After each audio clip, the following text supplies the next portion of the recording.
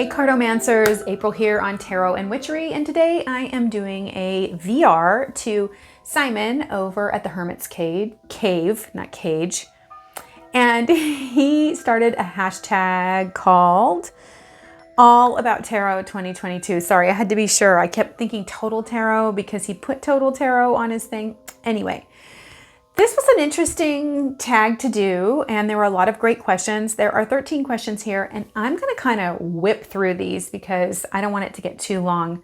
But before I do, I just want to apologize for Hagrid. He is back at it with the squirrel. He actually was sick the last week, and I couldn't figure out what was going on. He was swallowing really hard, and I was just about to take him to the vet when I laid my hands on him and tuned in and just heard I was supposed to give him some honey.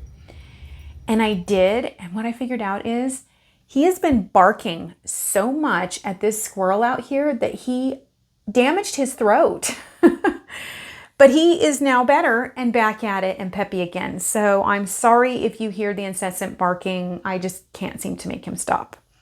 All right, with that being said, let's roll into these. Okay, question number 1, the first deck you encountered. So I actually don't have the very first deck, but I kind of got 2 decks at the same time, and I did recently pick up a copy of the first deck that I really worked with faithfully. Oh my gosh, you guys. I actually got the original because this one has been redone. It's the Witch's Tarot by Canon-Reid. And I'm going to show you some of these cards. I just absolutely kind of cringe when I look at these cards now because of the way that they're rendered. So I had this deck, and I had the Mother Peace Tarot were my first decks. And, you know, I did not have a book to go with this. And so I literally learned to read tarot just intuitively with these pictures. And of course, this is an illuminated deck, but this, look at this, you guys. Look at this devil, which is the horned one, which I know there's in other decks, but like, look at him. He's so like 1990s Arnold Schwarzenegger big. Like, look at him. It's just, it's really, there's a couple things in here that are pretty funny. 6 of Pentacles. Why is there's this weird chase going on? And I thought about actually buying the book just so I could get her thoughts behind these ones. For the 6 of Pentacles, I find this one interesting, giving and receiving. He looks like he's taking to me, and I don't really like it. Look at this. Look at this. It's really, I look back at this thing and I think, wow, you know, but it was the deck that I had. And, you know, a friend of mine had introduced me to it. And so I went ahead and picked it up because at that time we didn't have a ton of stuff. So I actually did not start with, you know, that traditional Pamela Coleman Smith. I started with this illuminated deck.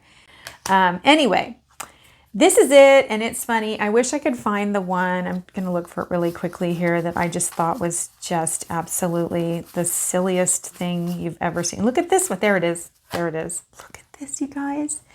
That is so beyond silly. So this was my first deck, and I read with it a lot by candlelight. My friend of 30 years lived with me at the time, and so we would sit up late and smoke a little and put candles on and read tarot. That's what we did.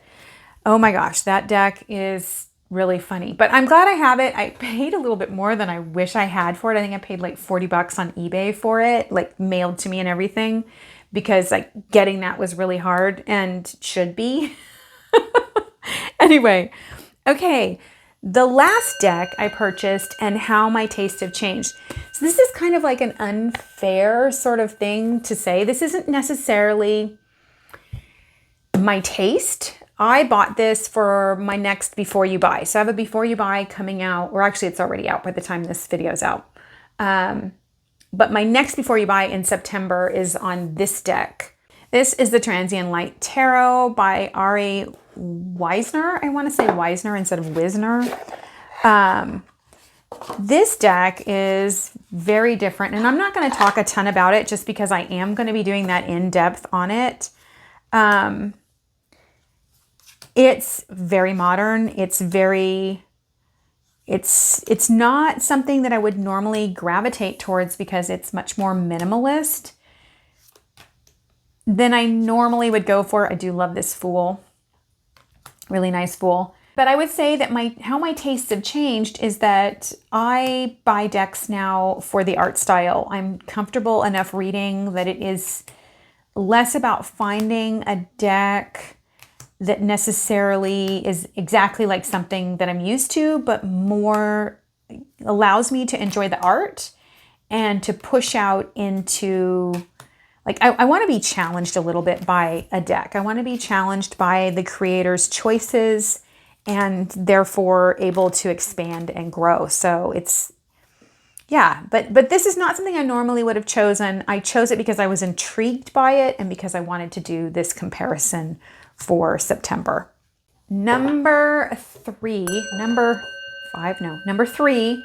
Why Tarot. It's so interesting. You know, I was always enamored with everything magical as a kid, and I was especially enamored with the ideas of gypsies, and probably not good renditions of the Romani people, the traveling Romani people that we had when I was growing up, and the stereotypes. Hey everyone, I just want to jump in here and say I want to be really respectful and say that as a child, I was just aware of what I was shown. And to me, the images that I saw were of women who were powerful and of a group of people that were deeply united with one another. And I felt very lonely as a child, as an only child and a child of divorce. And so the idea of this type of tight-knit family and these people that were indeed linked to the mystical and seemed to be a part of a secret world was very intriguing to me. And so I really loved the idea of being this type of person. You know, crystal ball and tarot cards, that was my idea of the mystical and, you know, what I wanted to be. I loved the sort of witchy things that were out, like Bewitched and so forth, but I liked the little bit more darker, almost ominous sort of aspect, and tarot was a part of that. So as I began to move into divination, I found that cards really worked well for me. I like the tactileness of it. It keeps to be able to do something with my hands and to have a lot going on in the pictures.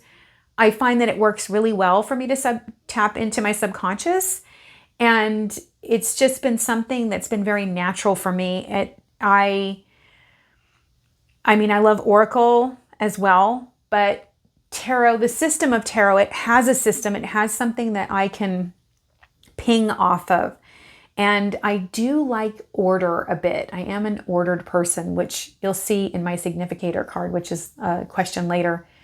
I do like order, and so I like that there's a system that I can use so that I know that I guess that there's something there for me to depend on when it comes to using my intuition.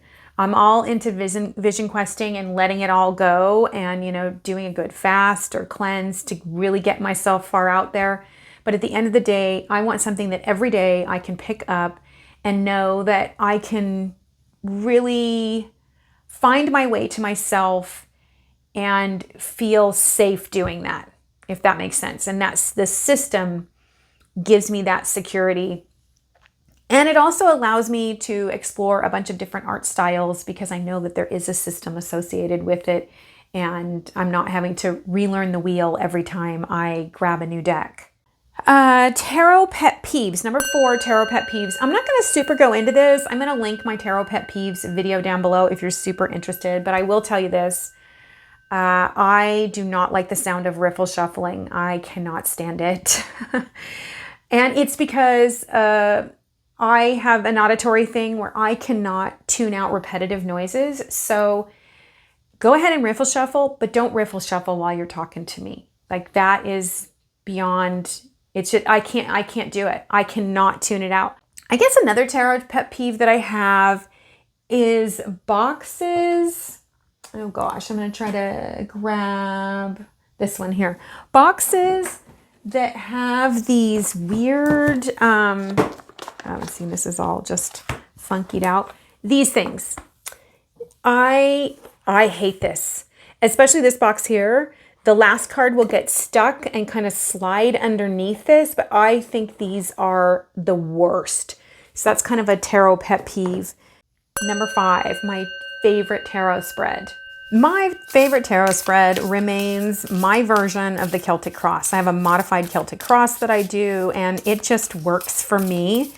So I always start out with where I am right now, what comes before me or what has led me to this place, what comes after, what lies beneath, what lies above, or what is seen and known. And then I do, and I don't even know that I have enough room here, I do a stairway. They call it the ladder, but it's a stairs because we build.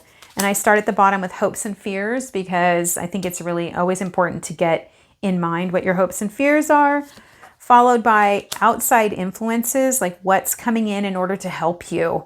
Because once you get over your hopes and fears and realize what that is, then you can allow what's outside of you to help you. I always place the obstacle face down. That's the last card that I read. And then up here is best outcome or the greatest optimal energetic signature that I can reach right now at this time. So I will read all of this and then I will come back and flip over my obstacle because I never want to be thinking about that in relationship to any of this. Sometimes, and not always, after I draw my initial where I am right now, I will draw an energy that's overshadowing me right now. So I then read this card as I go along as though it's passing over or through every single card, like in relationship to it. So whatever that's the predominant energy that is overshadowing me right now in order to help me grow and become my best. Or, I mean, I ultimately, I believe that the universe is conspiring for me and not against me. And so I believe that if an energy is overshadowing me, it is for the purpose of helping me become the best person that I can be. I'm curious what your favorite spread is. Go ahead and let me know down below. Number 6 is your preferred tarot system, and it's RWS, straight up. I love the RWS system. I have not studied the Thoth yet. I do not read Lenormand. I like Marseille. It's great. And I can read Marseille and I have studied that, but I prefer RWS. And it's such a comforting friend.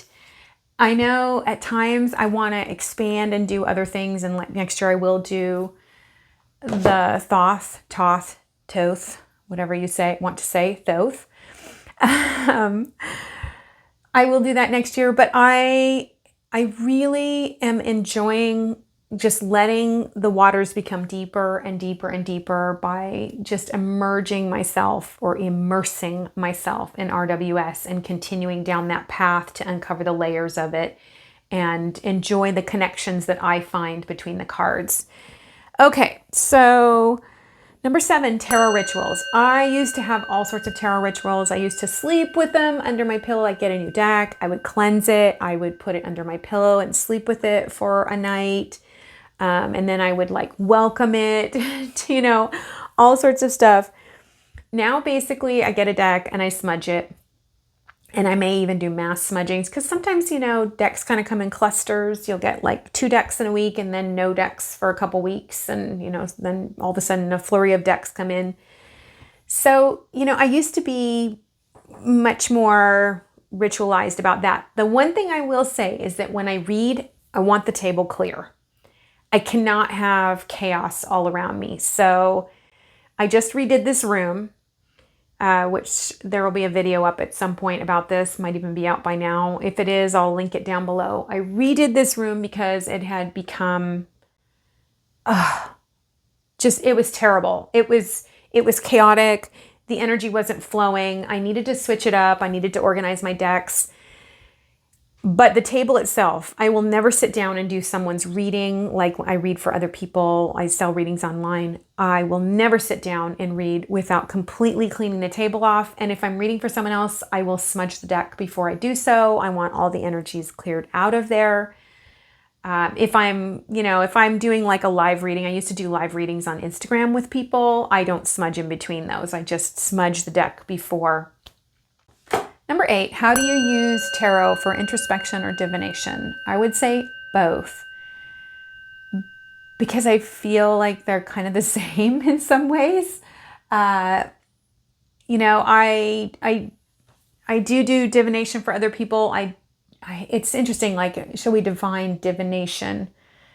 Divining the energies of the moment, because there's always free will at play, and you can look at the cards and see what they're saying about the energies, and then, you shift your alignment within yourself and that changes. So the number one way I use it is for introspection. I like to sit down and partner with the cards in order to see what's going on inside of me, what I'm working on, how I can partner with the energies, how I can partner with my guides, how I can partner with the people around me, what I can do to clear my energy field or my life. And that is the number one way that I use tarot. And so even when I read for other people, you may have watched my recent, I put up a video so you guys could see how I read. I think I'm going to do one a month on here for fun.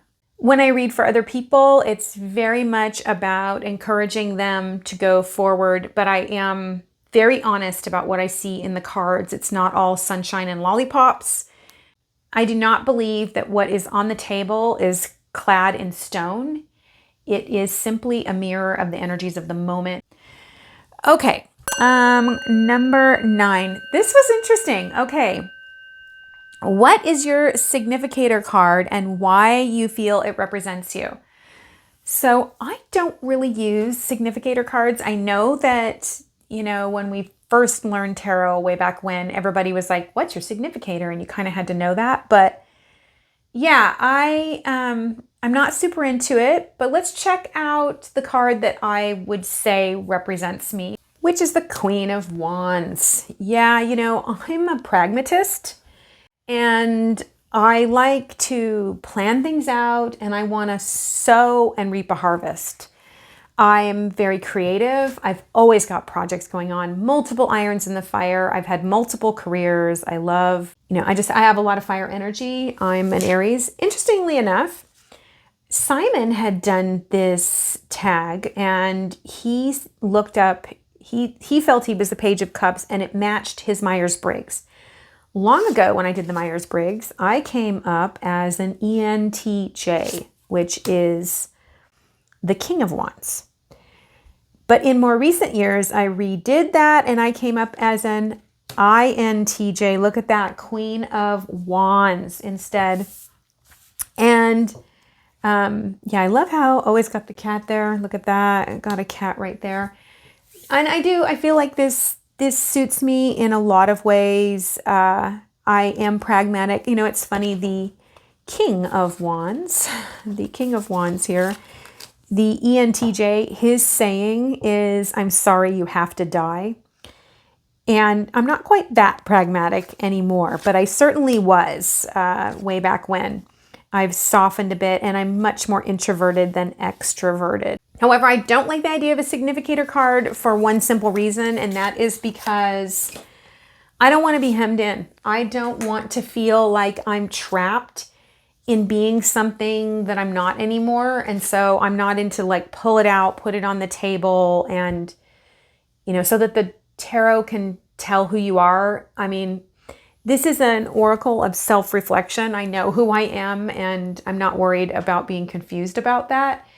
I am interacting. I do believe that the cards themselves have their own energies, so I am interacting with those, and yet on a macrocosmic level, there's no division between me and the cards. So it's always both and, not either or. It's both and, always for me. So, all right. Number 10, most expensive tarot acquisition. Oh my gosh, you guys. You're going to see my favorite thing because I spent some good money on this. You may have heard me mention that I'm a deadhead. This is the Grateful Dead Tarot. It was $125 delivered, so that included shipping in the continental US. It is an experience. I think it's definitely worth every penny. It's a cloth box. Inside you have this beautiful paper.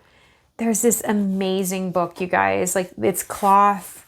It's a bound book. It's got this cord in there so that I can mark a page. There's gilding inside on the chapters. I mean, there's like this color. It's filled with poetry. It's just this incredible experience. And the Grateful Dead is an acquired taste. They really are. I got into them in high school. And then I went on tour with them when I was 17. I had my 18th birthday at a show in Atlanta, Georgia in 1990. There are the backs. This was my deck for July. However, I didn't read in July, so I haven't actually gotten to dive into this yet. But I will tell you, the bears are the earth. So this is the earth. You really have to know the songs to really appreciate just how in-depth this is. And then the skulls are air. All the aces are terrapin. And if you knew the song Terrapin Station, then you would understand that there is no beginning or end to terrapin. The bolts are the wands. Let's go ahead and find my Significator card in here real quick. There she blows. Look at that. It's dancing skeleton there. That's really cool. To understand this, the dead is an experience. It is a place where people of all races and socioeconomic levels came together. Roses are cups. And it was a place where everybody would come as they are, and we would dance together and be together. And it was just a very special time in my life. There is, again, like I said, there's nothing like it. It's indescribable. You should look up, if you don't understand it, you should look up the Grateful Dead. It was an incredible formative time in my life where I learned about community and so much about myself. It was difficult and wonderful. I traveled all over. It was just an amazing time in my life. And so having this is a treasure. Here is the Fool, which is the storyteller. This one is so gorgeous. I think they did an amazing job. Again, the storyteller from Terrapin Station. And I love the no beginning, no end to this. Absolute treasure, worth every single penny that I paid for this. I look forward to really diving into this and getting to know it. It is everything. Look, even that, like the attention to detail. This is actually embossed, you guys. This is embossed paper. Everything about it is gorgeous. I'd love to know down below what your most expensive deck is and what your unicorn deck is. So unicorn deck is number what, 11? Yeah, 11. Your unicorn deck. This is a deck that's like elusive and hard to find and you just can't get it. I currently don't have a unicorn deck because guess what? I just acquired my unicorn deck last month. It's the Arthurian Tarot. Yep, I just got this. This is the original printing, the first edition of this. And so the box is kind of beat up. And again, oh God, I just hate these boxes. Here are the backs. You might not recognize it. If you have a version of the Arthurian Tarot, it probably has the different backs, maybe the green backs.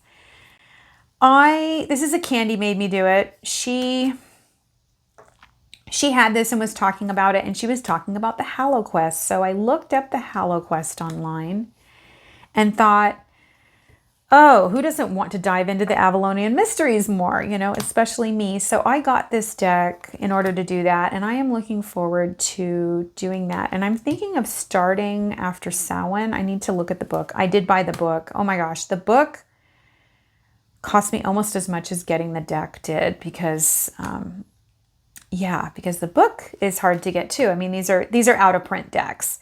You can still get this. I'm not saying you can't. And I'll have a link to all of the decks that I've shown you here.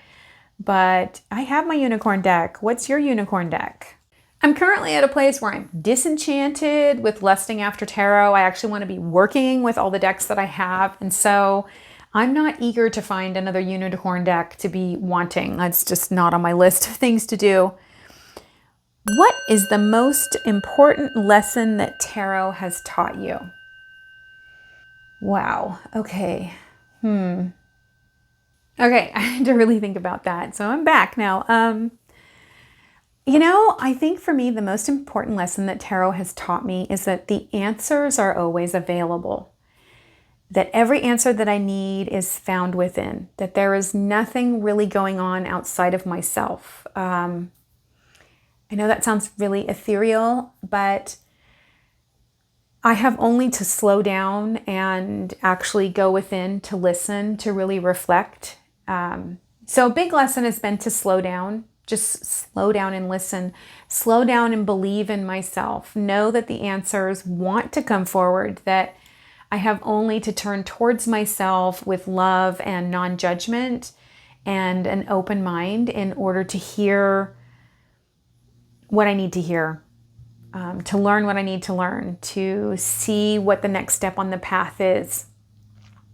And I love that about tarot because I can just grab my deck and I'm there. I'm in that place where it's about me. I can make it about me. It doesn't have to be about anyone else.